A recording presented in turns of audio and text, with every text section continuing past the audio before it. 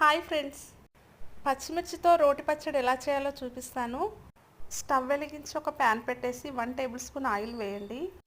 Oil వేడైన తర్వాత 10-15 పచ్చిమిర్చిని తొడిమెలు తీసేసుకొని చిన్నగా తుంచి ఆయిల్లో వేసి ఫ్రై చేసుకోవాలి.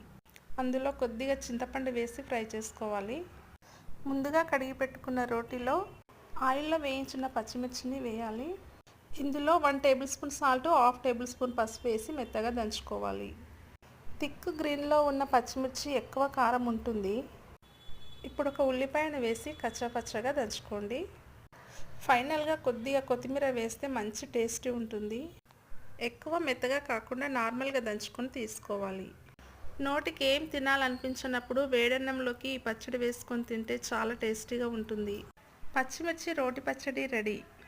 ఈ వీడియో కనుక మీకు నచ్చితే తప్పకుండా ట్రై చేయండి. Thanks for watching. బాయ్.